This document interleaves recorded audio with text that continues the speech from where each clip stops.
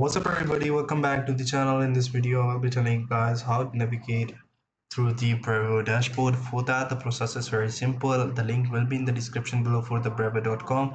All you have to do is to sign up with your account and you will be redirected to this dashboard over here. So once you are over here, on the left hand side you will have a CRM. So in the CRM you can set up the contact list segments. If you have multiple contact lists, then it will be shown over here. The companies they're working on the filters, so you can put in the filters to see that whether the companies are on all the stuff. Then you can go to the marketing. Here you can see the forms, the landing pages, the statistics and templates for those things.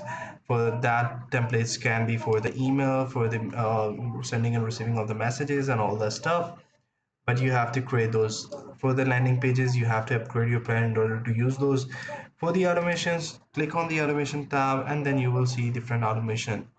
And in the transactional things, it will tell you about all your domain specific things, the routing and all that SMTP records.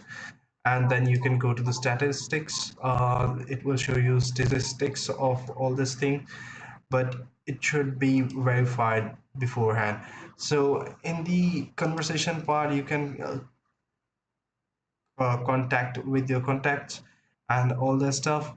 And at the end of the dashboard you will see that there is an integration option of the e-commerce stores. From there you can integrate your e-commerce stores in it. So these are some of the things that you can do with the Brevo. I hope you find this video helpful. Take care. Bye bye.